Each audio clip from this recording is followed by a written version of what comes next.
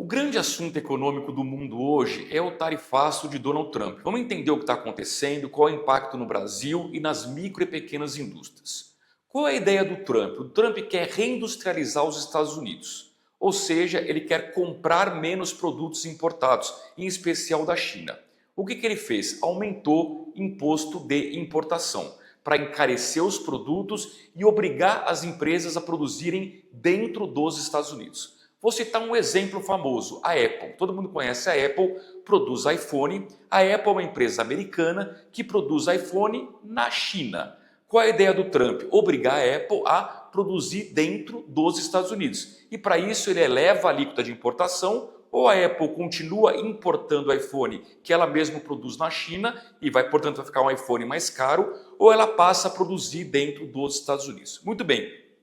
Qual é o efeito pontual na economia americana? Isso vai gerar inflação, porque os produtos importados vão ficar mais caros em dólar, o que gera inflação e é um desafio para o Banco Central americano. Qual é o impacto tarifaço para o mundo inteiro? O mundo inteiro tende a fazer menos comércio. Por quê? Porque os Estados Unidos, nos últimos 20, 30 anos, foram os grandes compradores de produtos no mundo inteiro. Na medida em que o Trump eleva a tarifa de importação, ele vai comprar menos produtos. Portanto, o mundo vai fazer menos comércio, consequentemente o PIB, a economia global, vai ter um crescimento menor. De quanto? A estimativa anterior ao tarifaço era de que o mundo iria crescer este ano agora, em 2025, na média, 3,3%. Com o tarifaço, vai crescer um pouco menos, 3%. Nada trágico, mas é um crescimento menor. E o Brasil nessa história? Num primeiro momento, o Trump colocou uma tarifa de apenas 10% contra o Brasil, o que era ótimo, porque o restante do mundo estava recebendo tarifas maiores, de 25%, 50%, 70%. O problema é que o Brasil se meteu numa encrenca geopolítica. O que aconteceu? O governo brasileiro promoveu recentemente aqui no Rio de Janeiro uma reunião com os BRICS. Os BRICS são Brasil, Rússia, Índia, China e África do Sul. Porém, eles convidaram outros países que são contrários aos Estados Unidos. Por exemplo, o Irã, que é um grande financiador de terrorismo. Esses BRICS se reuniram aqui no Rio de Janeiro e decidiram que eles querem fazer comércio sem utilizar o dólar, ou seja, num claro confronto com os Estados Unidos. Como o Brasil era o anfitrião desta reunião, coube ao presidente Lula ser o porta-voz da má notícia, de que os BRICS agora não querem fazer negócios em dólar.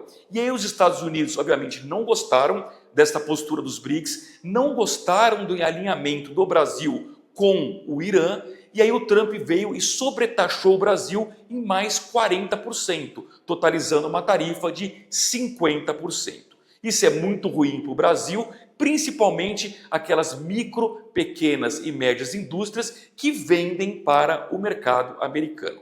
Bom, negociações foram feitas, cerca de 700 exceções foram incluídas sem essa tarifa, o que aliviou, por exemplo, alguns setores importantes, como os exportadores de suco de laranja não vão pagar 50%, vão pagar apenas 10%. Os aviões da Embraer também não vão pagar 50%, vão pagar apenas 10%.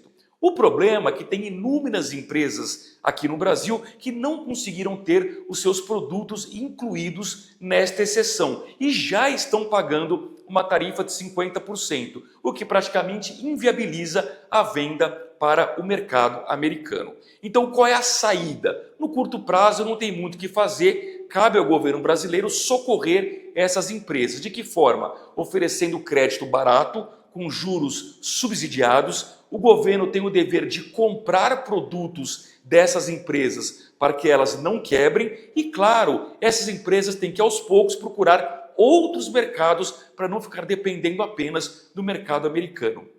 Do ponto de vista prático, o impacto na economia brasileira vai ser pequeno. Por quê? Porque a economia brasileira é uma economia muito fechada. O crescimento do Brasil depende basicamente do nosso mercado interno. Ou seja, eu já tinha a previsão de que o Brasil iria crescer esse ano 2% e apesar do tarifaço, eu continuo acreditando que o crescimento será em torno de 2%.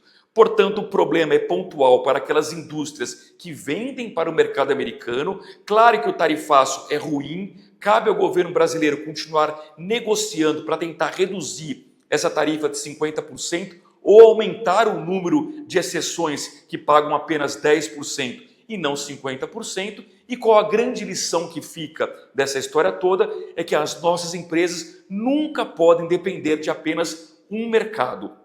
E aí, para concluir, eu faço um paralelo com a China. A gente tem vários setores da economia brasileira que são muito dependentes da China. Por exemplo, o nosso agronegócio. O nosso grande cliente que compra soja e compra milho é a China. Qual é o meu temor? Hoje a encrenca veio dos Estados Unidos. Quem garante que amanhã a encrenca não virá da China? Portanto, se você tem uma indústria micro, pequena, média, que exporta, a grande lição é: nunca dependa de apenas um mercado lá fora. Diversifique as suas exportações, procure clientes em vários países, porque se vier a crise de um único país, você terá outros clientes em outros países.